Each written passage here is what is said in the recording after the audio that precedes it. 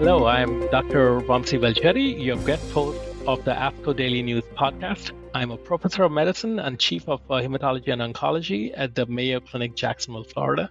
The 2025 ASCO Annual Meeting featured some exciting advancements in small cell lung cancer targeted therapies for non-small cell lung cancer and other novel approaches. Today, I'm delighted to be joined by Dr. Nate Pennell to discuss some of the key abstracts that are advancing the lung cancer field. Dr. Pennell is the co-director of the Cleveland Clinic Lung Cancer Program and also the vice chair of clinical research at the Taussig Cancer Institute. Our full disclosures are available in the transcript of the episode. Nate, it's great to have you back on the podcast. Thanks so much for being here. Thanks, Vamsi. Always a pleasure. Let's get started. And I think the first abstract that really caught my attention was abstract 8516, the randomized trial of relevance of time of day of immunotherapy for progression-free and overall survival in patients with non-small cell lung cancer. What are your thoughts about this, Nate? I agree. I thought this was one of the most discussed abstracts, certainly in the lung cancer session, but I think even outside of lung cancer, it got some discussion. So just to put this in perspective, there have been a number of publications that have all been remarkably consistent, and not just in lung cancer, but across multiple cancer types that immunotherapy, immune checkpoint inhibitors are commonly used. And all of them have suggested, when looking at retrospective cohorts, that patients who receive immune checkpoint inhibitors earlier in the day, so in the morning or before the early afternoon, for whatever reason appear to have better outcomes than those who get it later in the day. And this has been repeated.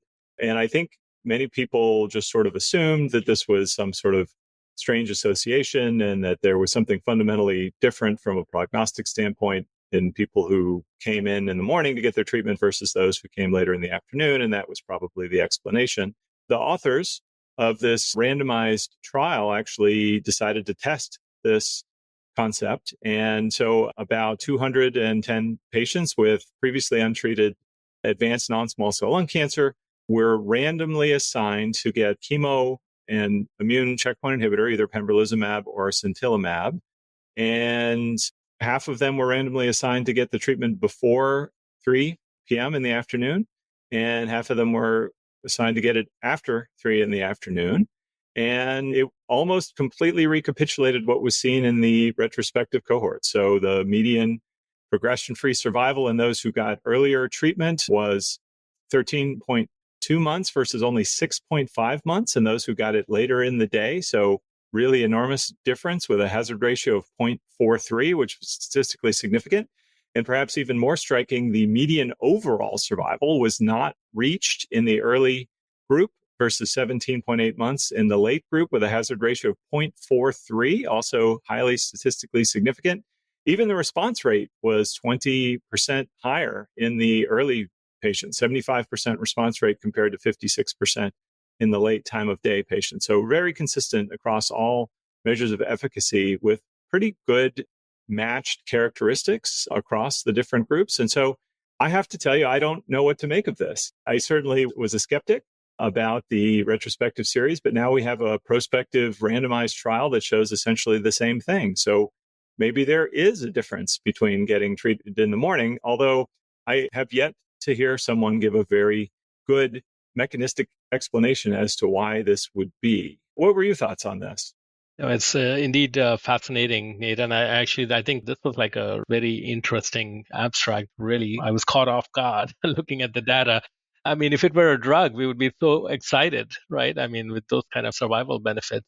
I don't know. I think circadian rhythm probably has something to do with it, like different cytokine profiles at the time of administration. I mean, who knows? But I think it's a randomized trial. And I think I would expect to see a mad rush for treatment appointments early in the morning, given this. And at least I want my patients to come in first thing in the morning. It'll be interesting to see. It's important to point out that in this study, everyone got chemo and immunotherapy. And at least in our cancer center, most patients who are getting platinum doublet chemotherapy and immune therapy actually do get treated earlier in the day already, just because of the length of the infusion appointment that's needed.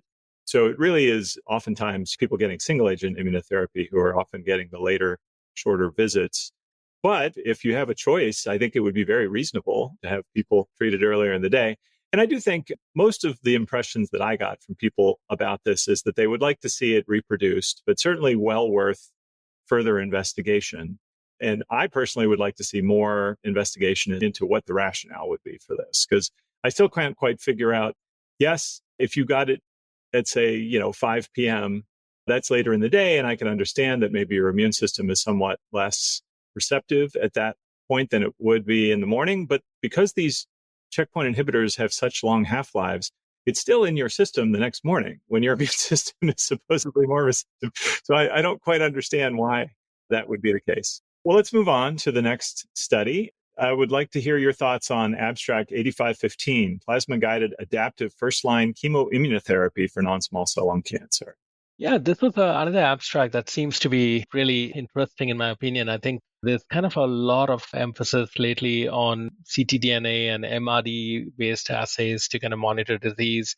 In the lung cancer space, we haven't had a lot of clinical trials looking at this prospectively. And this was one of those pilot studies where they looked at circulating free DNA-based response adaptive strategy for frontline patients who are PD-L1 positive. So patients started with pembro monotherapy, and based on plasma molecular response after 2 cycles, those patients without response received early treatment intensification with a platinum doublet. So the approach essentially was to kind of reduce the chemotherapy exposure in patients who respond to immunotherapy, and only about 17.5% of the patients on the trial received chemotherapy based on lack of molecular response. So in this trial, what they found was patients with cfDNA response had a markedly improved PFS, 16.4 months versus 4.8 months. So essentially, like, this is a really nice study to set a foundation on which we have to do larger studies to incorporate molecular markers, trying to look at cfDNA response to inform treatment strategy, either escalation or de-escalation strategies. So I thought it was a very interesting study. Yeah, I mean, we always have this question for patients, should they get immunotherapy alone or combined with chemo? And I think this certainly is intriguing, suggesting that there may be ways you can monitor people and perhaps rescue those that aren't going to respond to single agent. I'd like to see a randomized trial against, this strategy, perhaps against everyone getting, say, chemo immunotherapy, or make sure that you're not potentially harming people by doing this strategy. But I agree. It's time to move beyond just observing that cell-free DNA is prognostic and important and start using it to actually guide treatment. Yeah, and I would just caution though, I think we need more data, but however, it's certainly a very interesting piece of data to kind of help inform future trials. So there was another abstract that caught my attention, and I think this would be a very interesting abstract in the EGFR space. Abstract 8506, patritumumab deruxtecan, HER3-DXd in resistant EGFR mutant advanced non-small cell lung cancer patients after third generation EGFR TKI. It's the HERTHENA Lung O2 study. What do you think about the results of the study? Yeah, this was, I would say, very widely anticipated and ultimately a little bit disappointing, despite being a positive trial.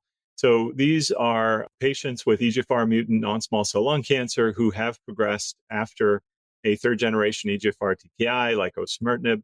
This is really an area of major unmet need. We do have drugs like amivantamab in this space, but still definitely an area where essentially patients move from having a highly effective oral therapy to being in the realm of chemotherapy as their best option. So this HER3 antibody drug conjugate, patritumab deruxtecan, had some good single-arm data for this, and we're sort of hoping this would become an available option for patients. This trial was designed against platinum doublet chemotherapy in this setting and with a primary endpoint of progression-free survival, and it actually was positive for improved progression-free survival compared to chemo with a hazard ratio of 0.77. But when you look at the medians, you can see that the median PFS was only 5.8 versus 5.4 months. It was really a modest difference between the two arms. And on the interim analysis, it appeared that there will not be a difference in overall survival between the two arms. In fact, the hazard ratio at the interim analysis was 0.98 for the two arms. So based on this, unfortunately, the company that developed the HER3 DXd has withdrawn their application to the FDA for approval of the drug, anticipating that they probably wouldn't get past approval without that overall survival endpoint. So unfortunately, probably not, at least for the near future, going to be a new option for these patients. Yeah, I think this is a space where clearly an unmet need, and it was a big disappointment, I should say. I think all of us were going into the meeting anticipating some change in the standard of care here. Yeah, I agree. It was something that I was telling patients, honestly, that I was expecting this to be coming. And so now definitely a bit of a disappointment, but it happens. And hopefully it will still find perhaps a role or other drugs with a similar target, certainly an active area. Well, let's leave the EGFR mutant space and move into small cell. There were a couple of very impactful studies, and one of them was abstract 8006, lurbinectedin plus atezolizumab as first-line maintenance treatment in patients with extensive stage small cell lung cancer, primary results from the phase 3 IMforte trial. So what was your impression of this? Yeah, I think this is definitely an interesting study. And the small cell, I remember those days when we had barely any studies of small cell in ASCO, and now we have a lot of exciting developments in the small cell space. It's really good to see. The IMforte trial is essentially like a maintenance lurbinectedin trial with atezolizumab maintenance. And the study was a positive trial. The primary endpoint was PFS, and the study showed improvement in both PFS and OS with the addition of lurbinectedin to atezolizumab maintenance. And definitely it's a positive trial, met its primary endpoint. But I always am a little skeptical of adding maintenance cytotoxic therapies here in this setting. In my practice, and I'd like to hear your opinion, Nate, most patients with small cell after 4 cycles of platinum doublet, they're kind of really beaten up. Adding more cytotoxic therapy in the maintenance space is going to be tough, I think, for a lot of patients. But also, most importantly, I think this rapidly evolving landscape for patients with small cell lung cancer with multiple new exciting agents, actually like some FDA approved, like tarlatamab, also like a lot of these emerging therapeutics like IDXD and other ADCs in this space, you kind of wonder, is it really optimal strategy to bring on like another cytotoxic agent right after induction chemotherapy, or do you kind of delay that? Or maybe have like a different strategy in terms of maintenance. I know that the tarlatamab maintenance trial is probably going to read out at some point too. I think it's a little challenging. The hazard ratio is also 0.73. As I said, it's positive trial, but it's just incremental benefit of adding Lurbi. And also on the trial, we need to also pay attention to the post-progression second line treatment, number of patients who received tarlatamab or any other investigational agents. So I think it's a lot of questions still. I'm not quite sure I'd be able to embrace this completely. I think a vast majority of my patients may not be eligible anyway for cytotoxic chemotherapy maintenance right away, but yeah, it's tough.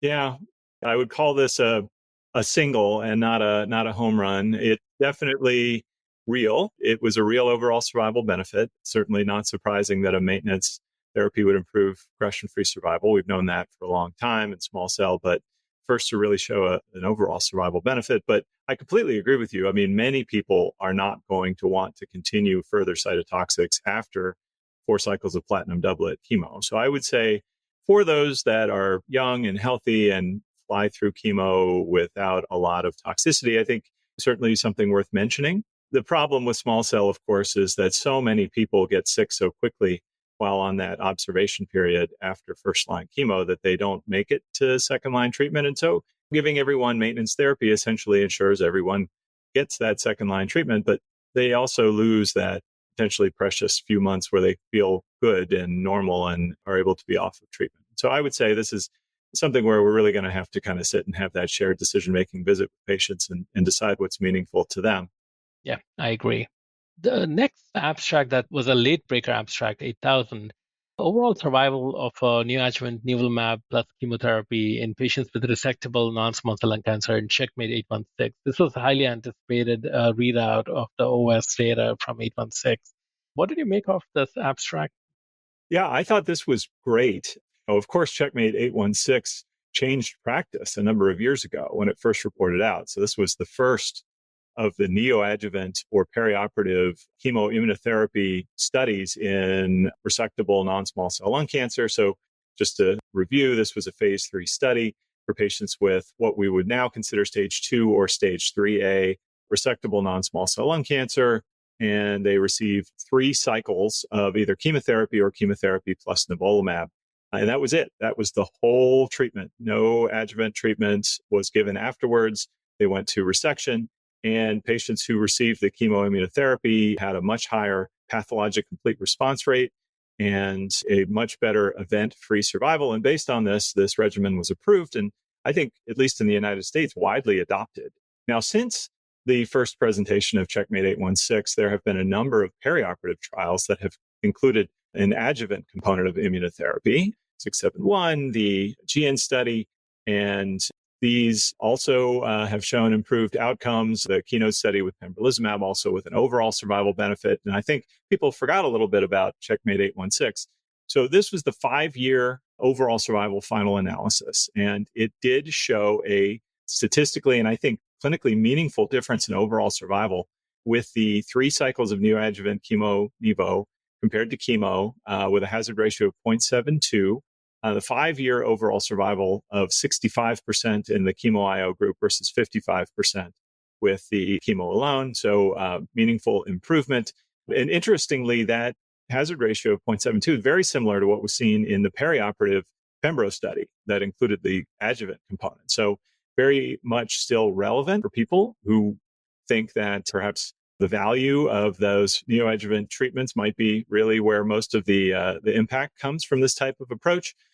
They also gave us an update on those with pathologic complete response, showing really astronomically good outcomes. If you have a pathologic complete response, which was more than a quarter of patients, the long-term survival was just phenomenal. I mean, 95% alive at 5 years if they were in that group, and suggesting that in those patients, at least, the adjuvant treatment may not be all that important. So I think this was an exciting update and still leaves very much the open question about the importance of continuing immunotherapy after surgery, after the neoadjuvant component. Yeah, I completely agree, Nate. I think the million-dollar question is there like a population of patients who don't have complete response, but like maybe close to complete response? So would you like still consider stopping adjuvant IO? I probably would not be comfortable, but I think sometimes, we all have patients who are like very apprehensive of continuing treatments. So I think that we really need more studies, especially for those patients who don't achieve a complete CR. I think trying to find strategies for like de-escalation based on MRD or other risk factors. But we need more trials in that space to inform not just de-escalation, but there are some patients who don't respond at all to a neoadjuvant IO. So there may be an opportunity for escalating adjuvant therapy. So it's an interesting space to watch out for. Oh, absolutely. Moving to KRAS mutant space, so our very common situation in patients with non-small cell lung cancer, we had the results of abstract 8500 first-line adagrasib with pembrolizumab in patients with advanced or metastatic KRAS G12C mutated non-small cell lung cancer from the phase 2 portion of the Crystal-7 study. Why was this an interesting and important study? First of all, there were attempts to kind of combine KRAS G12C inhibitors in the past with immune checkpoint inhibitors, notably sotorasib with pembrolizumab. Unfortunately, those trials have led to like a lot of toxicity with increased, especially liver tox, which was a major issue. This is a phase 2 study of adagrasib in combination with pembrolizumab, and this is a study in the frontline setting in patients with the G12C mutant metastatic non-small cell lung cancer. And across all the PD-L1 groups, the ORR was 44% and the median PFS was 11 months. Comparable to the previous data that we have seen with adagrasib and the setting, so it's not like a major improvement in clinical efficacy.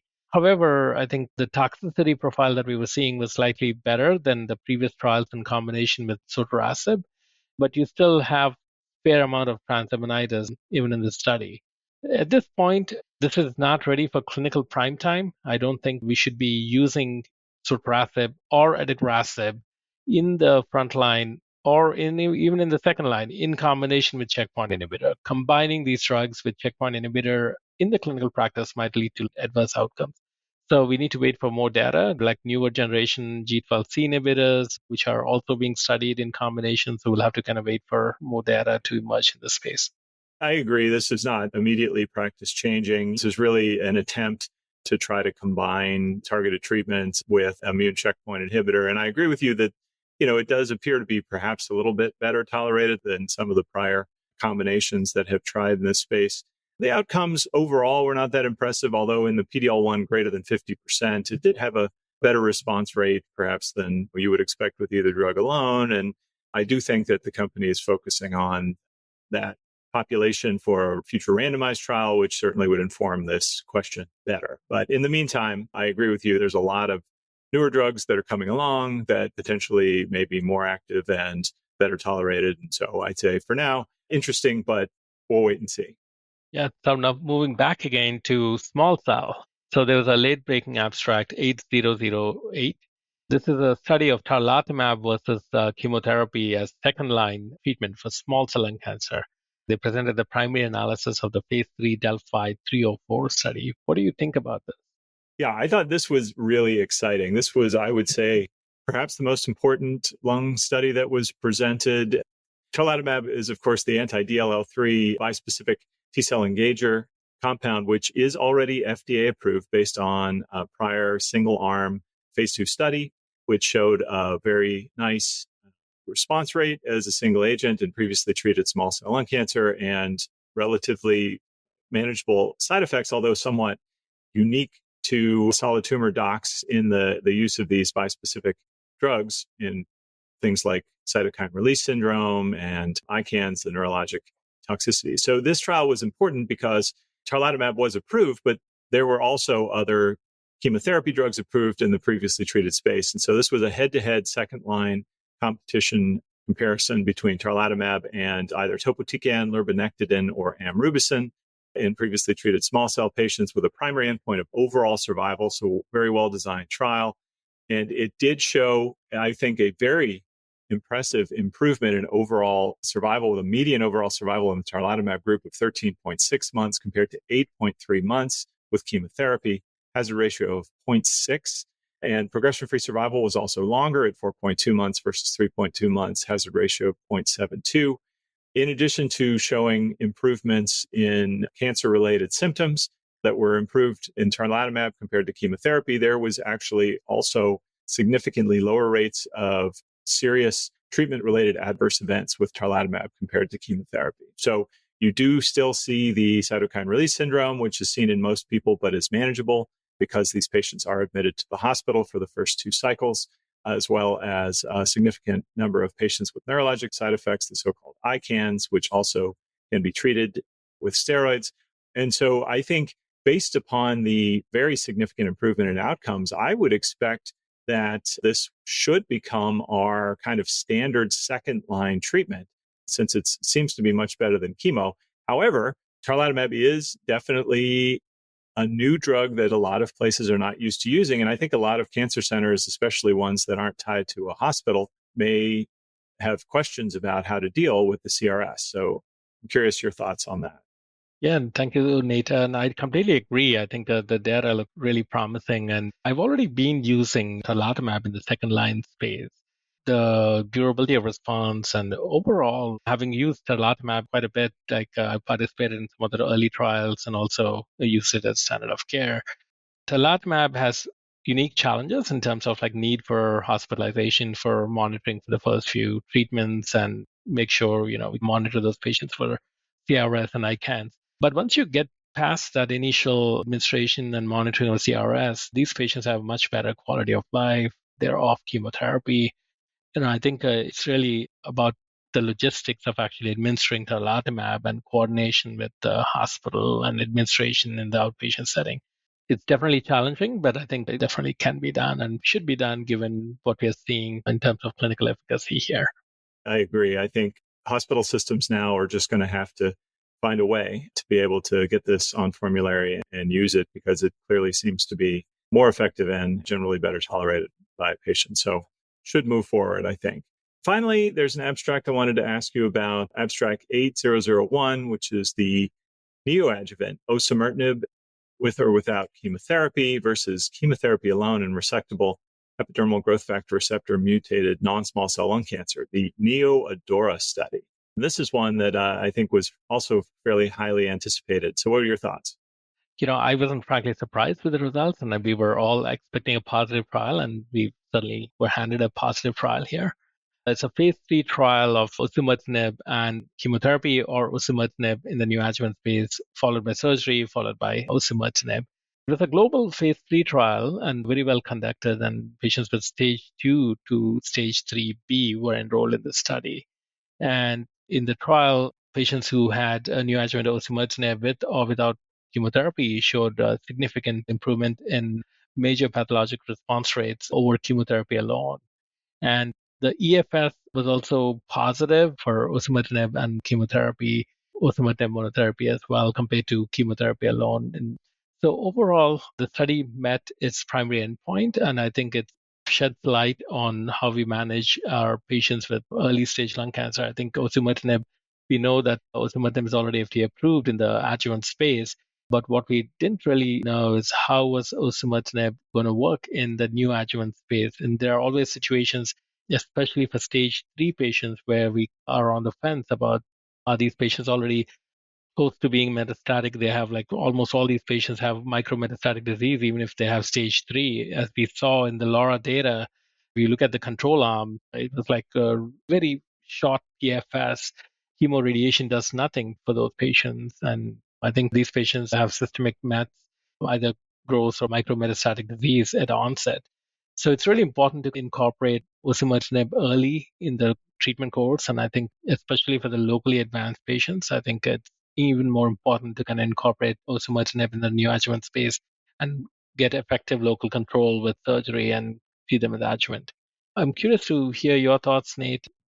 I'm a believer and have long been a believer in targeted adjuvant treatments. And, it has always bothered me somewhat that we're using our far and away most effective systemic therapy. We wait until after they go through all their pre-op treatments, they go through surgery, then they go through chemotherapy, and then finally, months later, they get their osimertinib, and it still clearly improves survival in the adjuvant setting. Why not just start the osimertinib as soon as you know that the patient has EGFR mutant non-small cell lung cancer, and then you can move on to surgery and adjuvant treatment afterwards. And I think what was remarkable about this study is that all of these patients, almost 90% in each arm, went to surgery. So you weren't harming them with the neoadjuvant treatment, and clearly better major pathologic response, nodal downstaging, event-free survival was better. But I don't know that this trial is ever going to show an overall survival difference between neoadjuvant versus just surgery and adjuvant treatment, given how effective the drug is in the adjuvant setting. Nonetheless, I think the data is compelling enough to consider this, certainly for our N2 positive stage 3A patients or 3B who might be otherwise surgical candidates. I think based on this, I would certainly consider that. Yeah, and especially for EGFR, like even for stage 3B patients, in the light of the LAURA study, those patients who do not do too well with chemoradiation. So you're kind of delaying effective systemic therapy, as you said, waiting for the chemoradiation to finish. So I think probably time to revisit how we kind of manage these locally advanced EGFR patients. Yep, I agree. Nate, thank you so much for sharing your fantastic insights today on the ASCO Daily News Podcast. It's been an exciting ASCO again. We've seen a lot of positive trials impacting our care of non-small cell lung cancer and small cell lung cancer patients. Thanks for inviting me, Vamsi. Always a pleasure to discuss these with you. And thanks to our listeners for your time today. You will find links to all of the abstracts discussed today in the transcript of the episode. Finally, if you value the insights that you hear from the ASCO Daily News Podcast, please take a moment to rate, review, subscribe wherever you get your podcast. The purpose of this podcast is to educate and to inform. This is not a substitute for professional medical care and is not intended for use in the diagnosis or treatment of individual conditions. Guests on this podcast express their own opinions, experience, and conclusions. Guest statements on the podcast do not express the opinions of ASCO. The mention of any product, service, organization, activity, or therapy should not be construed as an ASCO endorsement.